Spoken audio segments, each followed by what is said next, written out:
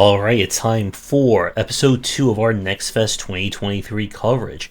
This spotlight is going to take a look at all the games we played during my second night stream. So sit back, watch, and enjoy this pick of indie games. For our first game, we have Paso Elsewhere. This is a kind of Max Payne, but with vampires, werewolves, and other things trying to get you.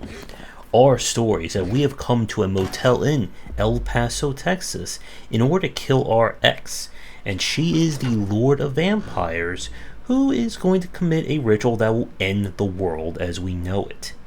In order to help us, we have guns, drugs, and the power of slow-mo in order to save everyone.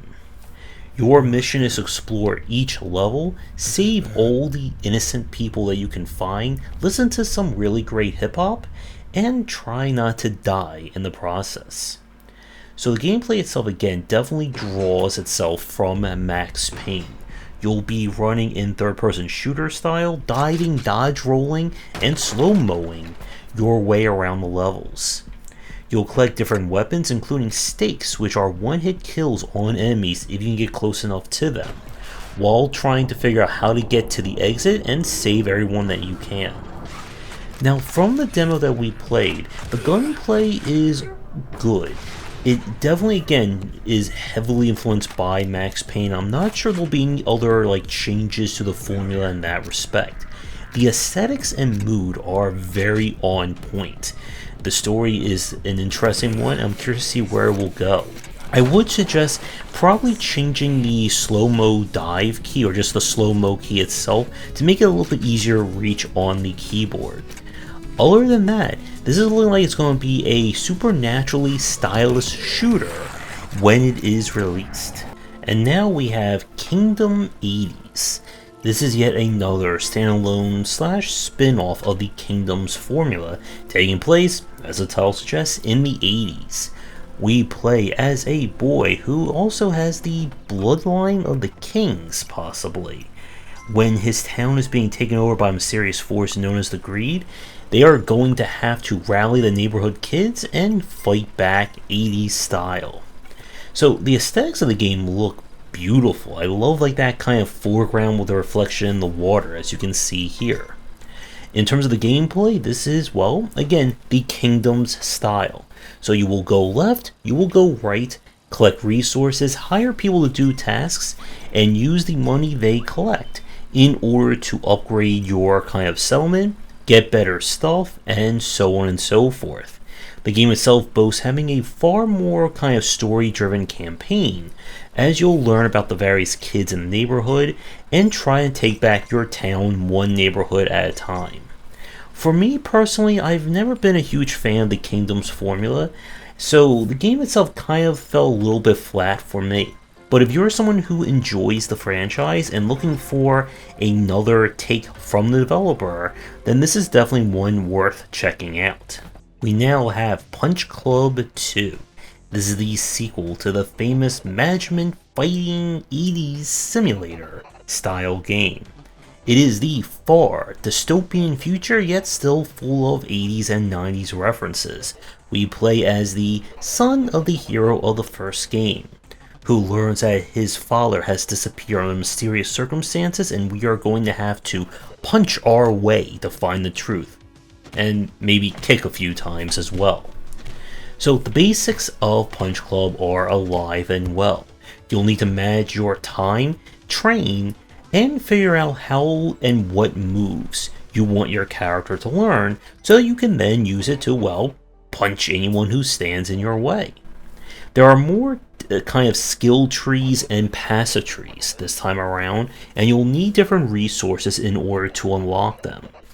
Now, we didn't play far enough to see how the kind of stat management or stat upgrading system has changed, or if it has changed at all.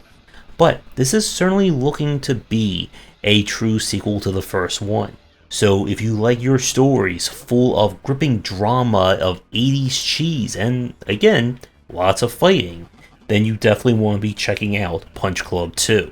We now have Defender's Quest 2. This is yet another long time coming sequel to a popular game. The original Defender's Quest combined tower defense with RPG progression, and the second one is willing to do more of the same. I believe this is a different world and setting compared to the first, but we play as a variety of kind of sky pirates, who our vehicles are, well, giant monsters and crabs, and so on.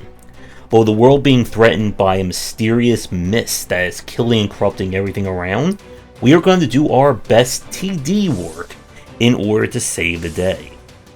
If you missed the first game, Defender's Quest is built around your quote-unquote towers being actual characters, each one individualized with their own skill tree, abilities, and utility. You can only place characters that you've unlocked, and a major aspect of both the first game and this one is replaying maps at the higher difficulties in order to get more rewards, namely money and kind of scrap, which is used to buy better gear for your characters and cannons for your ship. The one kind of major difference between the first game and this one is that you now have active weapons and items that you can use. They're in the upper right hand corner of the screen. Some have no cost to them, while others will use your precious juice, which is also your experience slash kind of upgrade material on a map. As with the first game, you'll need to balance where you place characters, as well as who you upgrade in what order, as each level up will also unlock access to an additional skill. Win, lose, or whatever on a map, and you'll be able to then spend experience points when characters level up to unlock new skills, as well as modify their existing ones in different ways, such as giving them more utility, giving them more damage, and so on. And this game is definitely shaping up to be something for fans of the first one. It does feature a lot more active controls now, namely with the new sub-weapons or weapons you can get access to. With that said, it still can't escape that frustration of having to replay maps simply because the abstraction is not on your side. Because of how enemies level up, and as you play on the higher difficulties they get even more levels, there are going to be cases where even if you have the absolute best possible lineup and arrangement of your characters, there's still nothing you can do. You will not be able to win the map. And I'm hoping we see more interesting rewards in the main game, because the first one had like unique gear and stuff you could get for doing the higher difficulty maps, and it was a nice little incentive to challenge yourself that way. All in all though, if you're a fan of tower defense games, and especially the first one, this is shaping up to be another solid take. We now have Rise of the Triad, the Ludicrous edition. This has been a very long time coming, and like several like the big names in boomer shooters and kind of remakes are a part of this, including New Blood and Night Dive. As the title should explain, this is a kind of remake master collection of the classic 90s game Rise of the Triad. The store page boasts there'll be multiple new stuff, being able to change soundtracks and lost levels and more. As someone who has never touched the first game or the original one, this was certainly a trip. Each character you play can choose or has different stats relating to attack and their health. You're going to get a lot of weird stuff in this game, which I honestly don't know if they were in the original or were they just added in for the Ludicrous edition. Now, the main thing about this one is that it's definitely going for kind of like the on ice skates kind of physics of moving around, which is a little bit weird. But even with that said, the very jazzy music and whatever that noise we're making, I guess, as God, is definitely shaping up to be a very interesting game.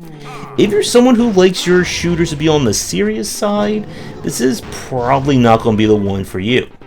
But if you love making weird humming noise, blowing up enemies with god powers, and again, a very toe-tapping soundtrack, then this should be one worth checking out. Now for another property getting a remake or remaster today, and that is Toxic Crusaders. based off of the cartoon, definitely not the movies by Troma, which anyone who knows exactly why.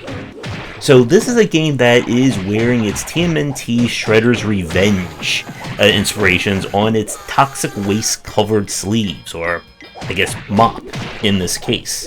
You and up to 3 friends can play as characters from the show, beating up a variety of goons, and getting to hijinks all over Tromaville. Each character will have kind of different base properties of attack, speed, and so on, but they all have like the same basic moves. Your running dash attack can also be used to juggle enemies in the air. Everyone has kind of like an ultimate move that is dictated by their radiation gauge. And there is a lot of voice acting and sound effects in this one, especially with the death rattles that enemies make when they are defeated. So, the main thing about Toxic Crusaders is that if you're hoping for kind of a more refined take on either the Streets of Rage 4 formula or Shredder's Revenge, this one unfortunately doesn't feel as refined in terms of its combat. Enemies have very basic moves. You're not really able to do as much with your characters compared to those games, and this is definitely one of those beat-em-ups that one player is going to feel a little bit dull, and you really want at least 2, or of course, ideally a full house, in order to make the most out of it. So if you aren't tired of beat-em-ups and don't mind characters yelling a lot when they're defeated, then this one is certainly at least worth a beat-em-up check. We now have Little Nemo and the Nightmare Fiends. This is not based off of the infamous Capcom 2D platformer or the movie as well. Now that the property is in the public domain, developers are chomping at the bit to go to Dreamland. This is a 2D Metroidvania style platformer. As Nemo and his variety of friends, you are going to explore the variety of areas in Dreamland, collecting candy and keys, powering up, and so on. The aesthetics have a very nice look to them. The developers suppose that this is all hand-drawn, and you'll be exploring different levels, fighting bosses, and returning to Nemo's home in order to power up, find unlockables and collectibles, and more. From what I played of this one, I'm not quite sure how the Metroidvania aspect is really going to come into play, and whether or not there will be a good reason to return to previous areas. The boss fight at the end was pretty well done, and this is looking to be like kind of, I would say, on the moderate to maybe moderate challenging side in terms of platforming and so on. With Nemo having his kind of, I guess like a slow moving fall power does help you out, and each character will have different attacks and ways of getting around as well. If you're looking for not exactly the hardest Metroidvania to play, but one with some really great visual design and aesthetics, then this is certainly one worth dreaming about. We now turn to Tales and Tactics. This is an auto battler roguelike. And for our game here, it's all kind of shown through a kind of tabletop aesthetic. Each round, you will decide which characters to buy and put in your little roster or stable at the bottom of the screen. If you buy 3 of the same characters, you can rank them up, boosting their abilities. Each character has a different class that includes kind of spellcaster / support, defender / tank, and of course DPS or glass cannon. They also have different traits, which you can kind of see in the upper left hand corner. If you have enough characters to complete a trait bonus, that trait will become active. And much like a lot of the auto battler design, a lot of your way of winning in this game is going to be figuring out which characters to build based on what you're getting from the randomized shop, and trying to stay one step ahead of the power curve compared to the other enemies you're going to be facing. With that said, I do have a few issues with this one. First, I'm not a huge auto battler fan myself, and this one is probably not going to change your mind if you're also not one. The kind of zoomed out nature and somewhat like washed out colors of the characters makes it really hard to tell at a glance who is what, and there could be some, I think, clearer GUI design in that respect. And just like with a lot of the auto battler design games, it's one of those titles where you're going to win until you don't. And then it becomes very hard to tell why something is not working or how to improve, if at all. But if you do like auto battlers and looking for one that looks to have quite a bit of replayability and depth within that space, then you should at least give this one a check. We now turn to Crux, and this is a single-player arena shooter that also is part roguelike. You are challenged to survive wave after wave and arena after arena of enemies to become the Crux champion. After each wave, you are given a chance to choose from different perks, which will affect your character in certain ways. At this version of the game, you are given 3 different weapons: a grenade launcher, laser rifle / railgun, and shotgun / grapple. You also have a dash, which lets you do some damage as well. Each arena will again have you fighting a variety of enemies, including boss battles. And when you win, you'll get to go to more stuff and rinse and repeat. While the general gunplay felt good to play, the main issue this game has, at least from the demo, is definitely in a presentation point of view. A lot of the assets look very basic, which doesn't sound that bad, but in today's market with so many shooters really pushing things in terms of visual and gameplay design, issues like this tend to stick out. And I do hope that the game will get kind of a GUI pass as it gets further in development. Again though, the general gameplay felt solid. I'm curious to see, I guess, how much variance there will be in the finished version with the different upgrades and maybe more weapons. So if you do like action roguelikes and shooting, I would at least keep an eye out for Crux when it is released. We now turn to the, well, aptly titled Death Must Die. This is a vampire survivor-like that is definitely swinging for the fences in terms of the mechanics and systems it's adopting. Featuring the loot-based system of a Diablo, or what we saw recently with Halls of Torment, and the kind of god interference / upgrades and perks of, say, Hades. As the title demonstrates, our mission is to kill death. They have gone too far for whatever reason, and with the help of other gods, we're going to try and put a stop to them in different waves, and as you can see, fighting lots and lots and lots of skeletons. So, from the demo that we play, I like the visual design and kind of the detail of the pixel art itself. Despite being a VS-like, it felt surprisingly solid to control. You'll gain, of course, different attacks. You'll need to dash out enemy attack ranges to try and avoid all those projectiles and swords coming at you. And you'll have to adapt based on what upgrades you're offered at each level up. Now, with that said, we did not get a chance in this demo to see what kind of persistent upgrades there are. There is randomly and procedurally generated gear which you can equip to your character, but I'm sure there must be like a shop or, again, a way to unlock and improve passive abilities as well. So like with a lot of the VS likes I've been covering on this channel, if you're someone who still has not gotten tired of the genre and looking for another solid take, I would definitely recommend checking out Death Must Die.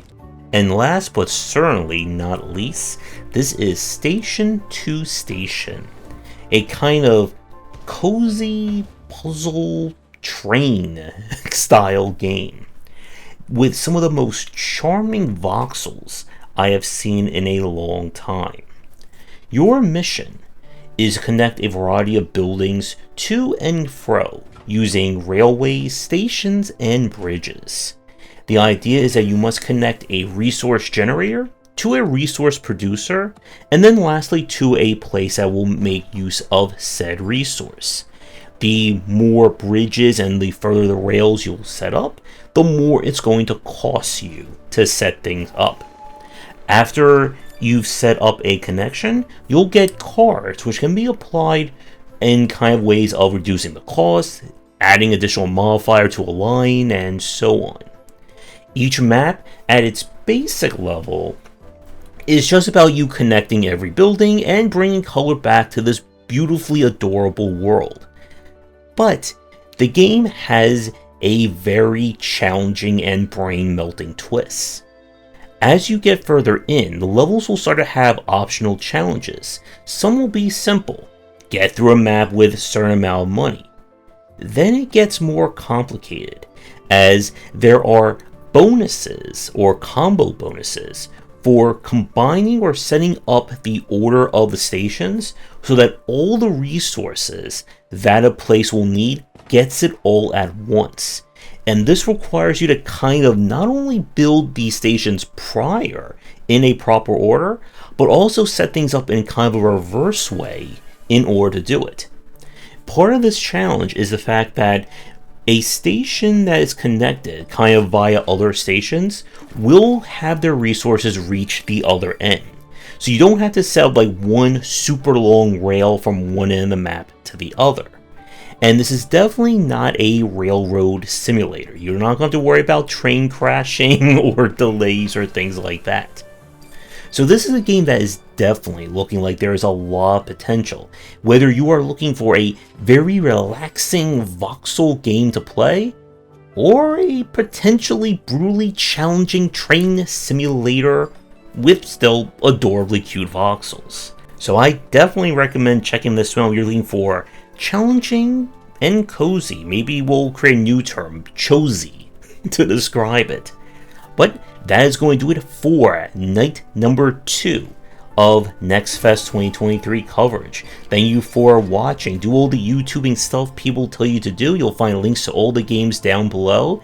Tune in tomorrow for part number 3, and be sure to visit our Discord and Patreon. Come back for daily discussions on game design here, and on game wisdom, where we examine the art and science of games.